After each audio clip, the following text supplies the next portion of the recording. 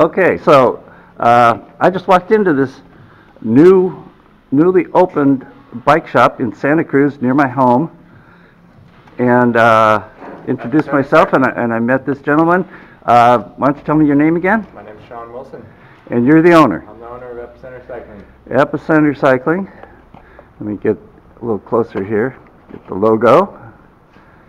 We're a Trek dealer. Okay. You familiar with the Trek brand? Yeah. Awesome. I'll show you around a couple bikes over here. Okay. Give me a tour. Road bikes over here. Women specific bikes. We got the new Di2 right here with the electronic shifting. I don't know if you've seen that, but Oh, that's interesting. I've never heard of that. pretty neat. Is it wireless or it's wired somehow in there? Wire running right inside the frame. Uh-huh. The battery sits down here.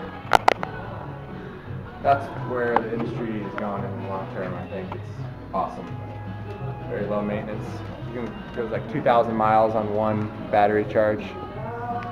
Uh-huh. About a month of riding. How do you recharge it? Plug it right in. Where's the battery hidden? Right here. There's a mount.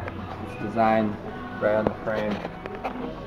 So Is the battery there now? Oh, that's it. Yep. Yeah. It's called the 5.9 Madone. Uh-huh. Under $5,000. $499.99, something like that. Pretty close to that, yeah. Okay. We also have U.S.-made carbon bikes still. This is the 6. So this is carbon fiber? Yeah. Uh-huh. This one is U.S.-made, which is pretty neat to see. Oh, where's the Trek made? It's in Wisconsin, Waterloo. That one? The 5 Series and below is made overseas, but 6 Series... Like Taiwan or something? Depends on the model, yeah. Mm-hmm. But pretty neat that they still make the 6 Series in the U.S. On these models, we offer Project 1. If you check out that wall right there, all those colors, you can customize it and make it your own. They got different paint schemes, and then you pick the color for your preference. And got a whole lot of different saddles to fit everybody's butt. Yep, we actually have this thing you sit on over here. Your bones leave an impression. We'll know the right width for your bone structure. Oh, cool. So let me look at that. Yeah. So it takes an imprint of your butt, and then you can measure that. Yeah. Helps with blood flow and comfort. Yeah. Everyone's different. So. That was one of the main reasons I switched to a recumbent bike, because the seat on my recumbent is about like sitting on an office chair. Yeah.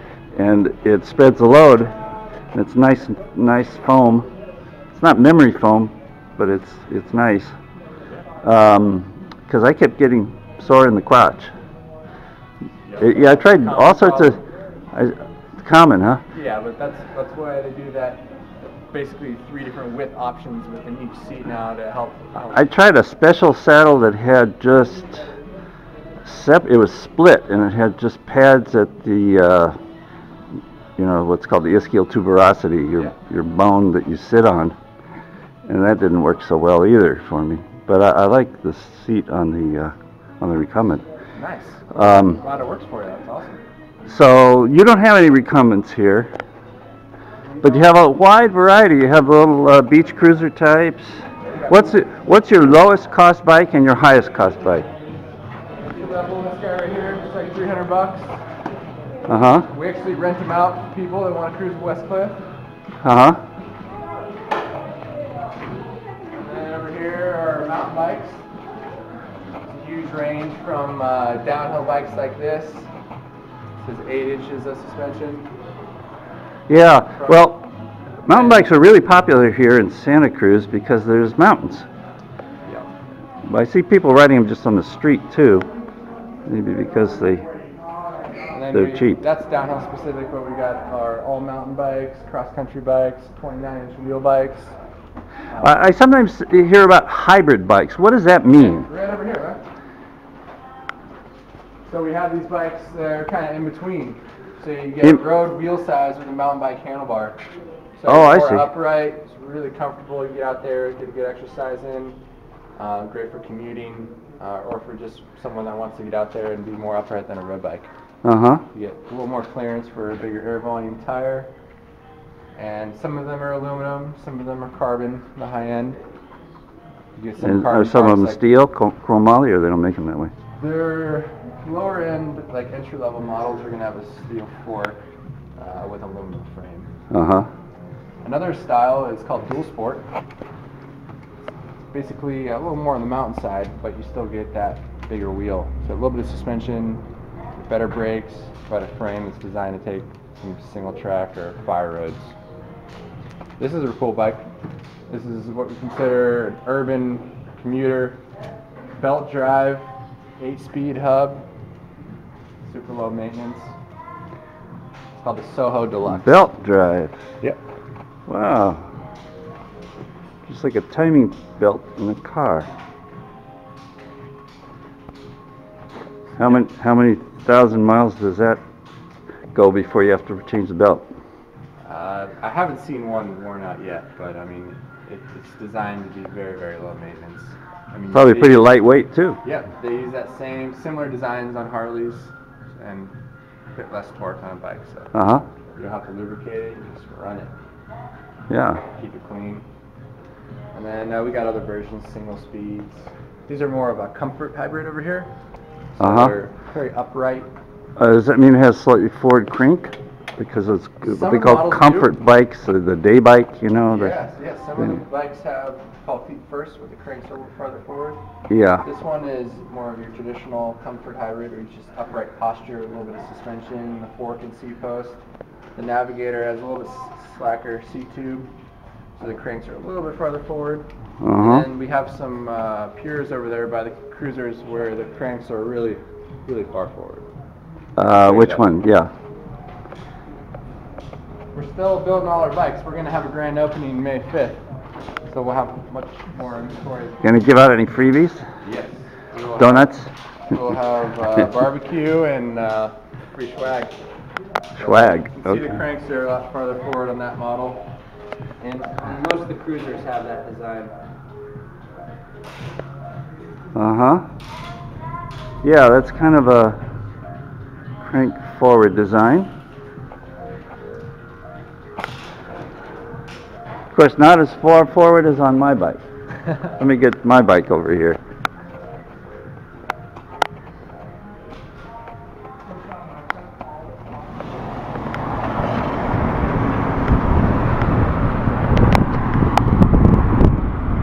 This is made by Sun, designed by Easy Racers. It's called an Easy One AX. That's the aluminum model. They're a little different design now, but that's called a recumbent bike. So we were talking about recumbents, which have really crank forward, and I made the comment that nobody here in Santa Cruz sells recumbents. At least I haven't found anybody. But they are made not far from here. One model, Easy Racers, in Watsonville area, in actually the little town of Freedom by the Watsonville airport. Why do you suppose it is that there aren't any recumbent bike dealers here?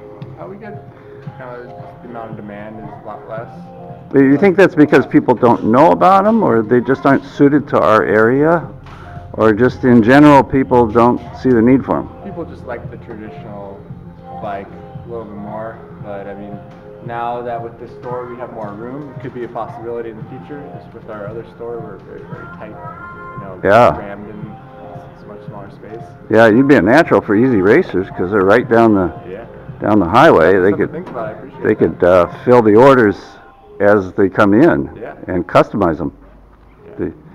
Of course, you can get these Sun bicycles through that big distributor catalog. I forgot what it is. It's J and something with J&B. But the Easy Racers locally made models are only available direct from them. Well, this is cool. Thank you. So what date is your grand opening? May 5th. May 5th. First Saturday in May. First Saturday in May. All right, well, it's an event I'll probably drop in on unless I'm working that day. So thanks a lot. Tell me your name again. Thank you. My name is Shawn Wilson.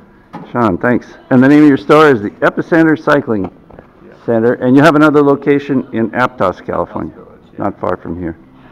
Thanks.